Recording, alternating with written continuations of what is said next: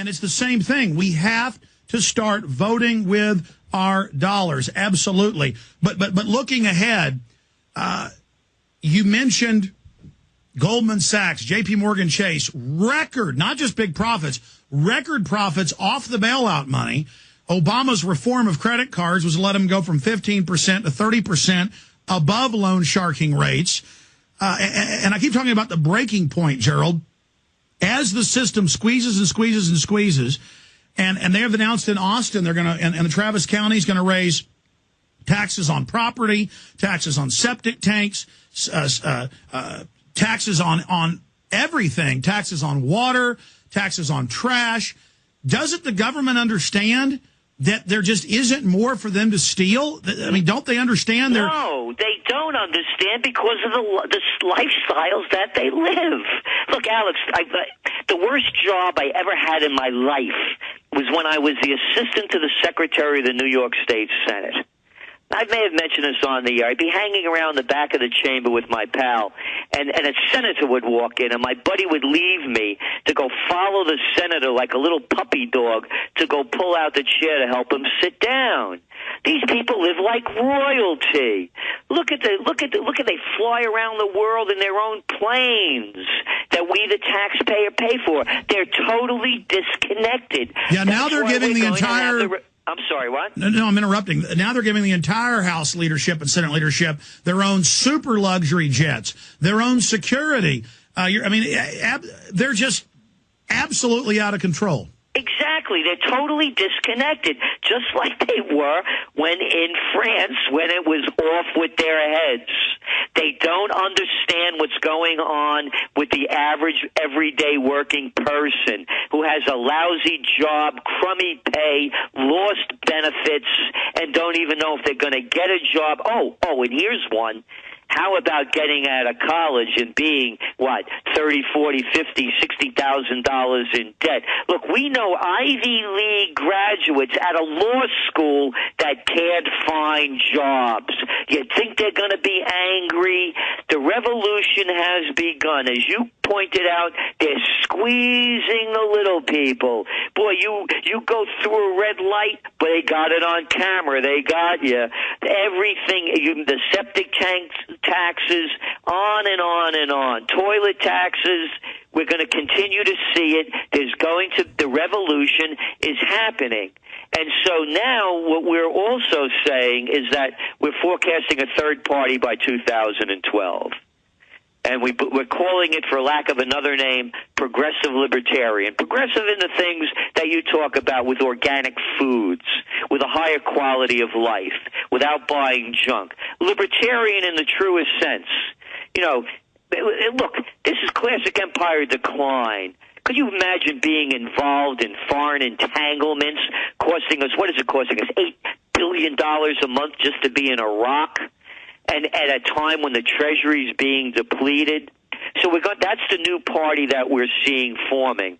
And possibly someone like a Jesse Ventura or others could be leading this movement. Now, Gerald, in the time we have with you, I want to take some calls. I want to expand on this. There's dangers, though.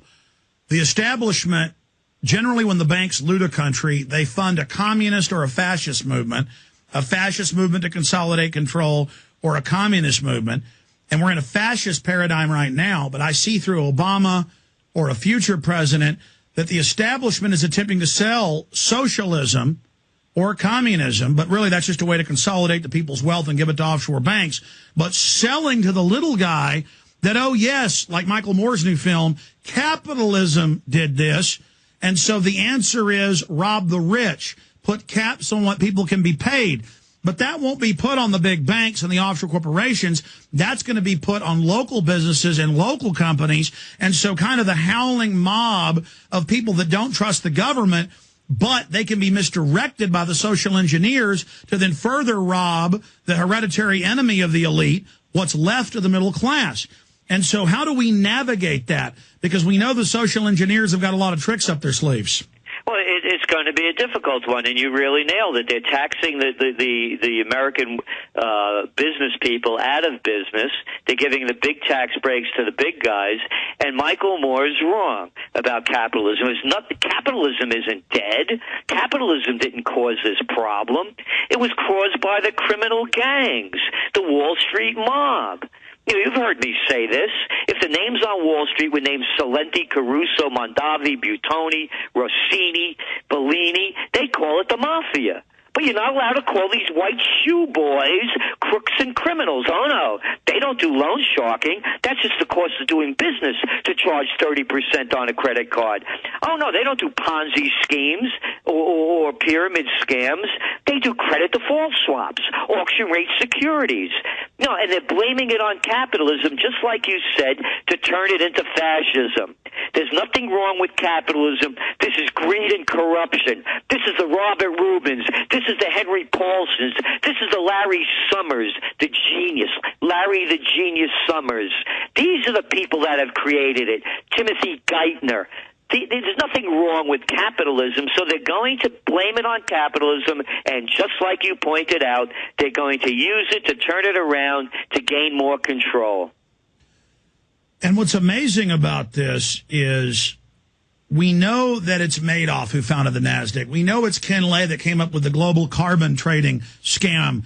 Schwarzenegger's announcing he's going to ban TVs above 40 inches, tax all the rest.